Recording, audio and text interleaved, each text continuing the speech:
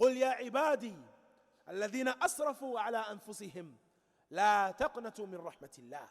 Say, O my servants who have transgressed against themselves, in regards to committing sin, do not give up on the mercy of Allah subhanahu wa ta'ala, for indeed Allah subhanahu wa ta'ala forgives all sin.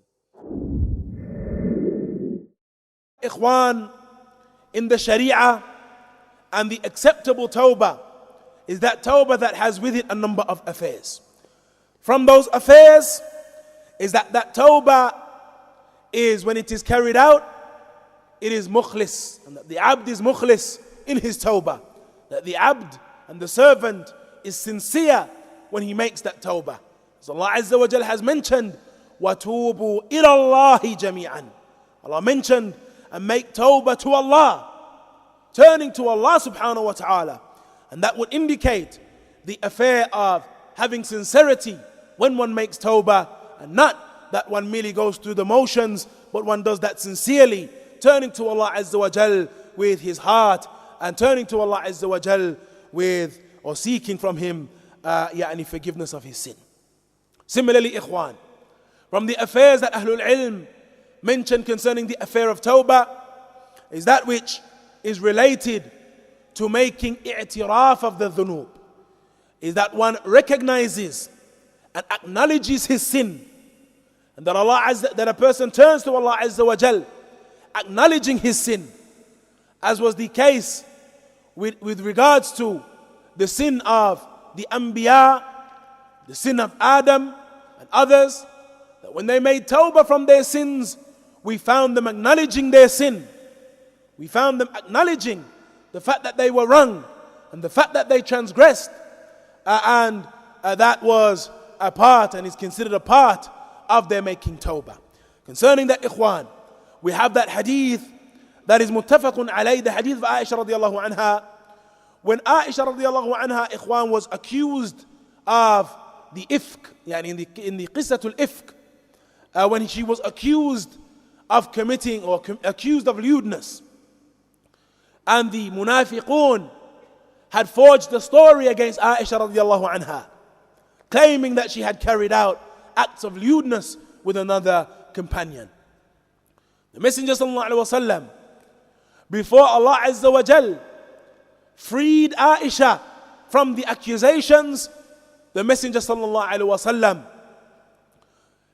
approached Aisha when the affair had become widespread, and when certain aspects of the story had become widespread. He approached Aisha radiallahu anha and said to her, "Amma ba'd, Ya Aisha, innahu qad balagani anki katha wa katha." He said, "Oh Aisha, indeed it has reached me concerning you such and such and such and such. فَإِن كُنْتِ بَرِيئَةً." So he mentioned, if you are free, فَسَيُبْرِئُكِ اللَّهُ, then indeed Allah subhanahu wa ta'ala shall free you and shall highlight or shall make clear that you are free of that, by way of revelation. وَإِن كُنْتِ قَدْ أَلْمَمْتَ الذَّنْبَ, and if you did carry out something from sin, فَاسْتَغْفِرِ اللَّهِ, then seek the forgiveness of Allah subhanahu wa ta'ala. وَتُوبِي إِلَيْهِ, and make tawbah to him. فَإِنَّ الْعَبْدَ إِذَا اعْتَرَفَ ثُمَّ تَابَ اللَّهُ عَلَيْهِ. He mentions that if you did carry out something from a sin, then seek the forgiveness of Allah and make tawbah to him. And the point, ikhwan, of the shahid in the hadith is the statement of the Messenger sallallahu alaihi wasallam. For indeed the abd, indeed the servant, إِذَا اعْتَرَفَ, if he acknowledges his sin, if he accepts his sin and acknowledges it, and then makes tawbah, and then turns to Allah subhanahu wa ta'ala, then Allah subhanahu wa ta'ala will turn to him. Similarly, ikhwan, from the affairs of tawbah, and from the affairs by way of which a person's tawbah will be accepted, is that a person has a nadam, that a person regrets his sin. The Messenger sallallahu alaihi wasallam said, as occurs in an authentic hadith, an-nadmu tawbah, that he mentioned that regret is tawbah. Regret is tawbah.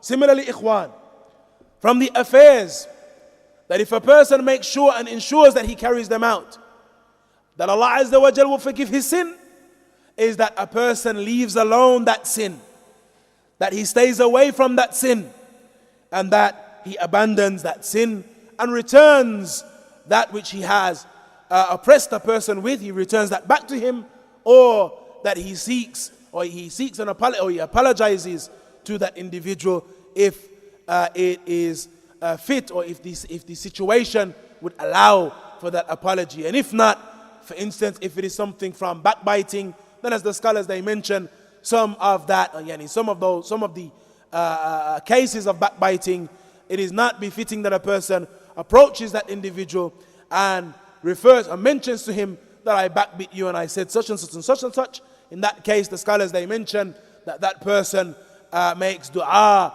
for that individual and that he beseeches Allah subhanahu wa ta'ala for that individual. Likewise, ikhwan, the scholars they mention from that is that a person makes tawbah qabla al-gharghara. That a person makes tawbah qabla al-gharghara. The gharghara is the gargling that occurs, ikhwan, prior to the removal of the soul. As the soul is being removed, and that dead or the person who is at the point of death, his vision is transfixed and he begins to gargle, at that point, ikhwan, tawbah is no longer accepted from him. But prior to that, Allah Azza wa Jal accepts the tawbah of his servant, as occurs in that hadith in the Sunan of Imam al-Tirmidhi, the hadith of Ibn Umar, when the Messenger ﷺ said, Inna Allah yaqbalu tawbat al-abdi ma lam yugharghir. Inna Allah yaqbalu tawbat al-abd ma lam yugharghir. That Allah Azza wa Jal accepts the repentance of a servant as long as he does not yugharghir, as long as he does not gargle, prior to the soul being removed, as long as he does not reach that point, before his death. Similarly, from the affairs, from the prerequisites of tawbah, ikhwan, is that a person makes tawbah prior to the sun rising from the west. That a person makes tawbah prior to the sun rising from the west, as occurs in the hadith in Sahih Muslim, Man taba qabla tulu' al-shams min maghribiha taba Allahu alayh. That whoever makes tawbah before the sun rises from the west, then indeed Allah subhanahu wa ta'ala will turn to him. نسأل الله سبحانه وتعالى أن يوفقنا وإياكم لما يحبه ويرضاه وصلى الله وسلم وبارك على نبينا.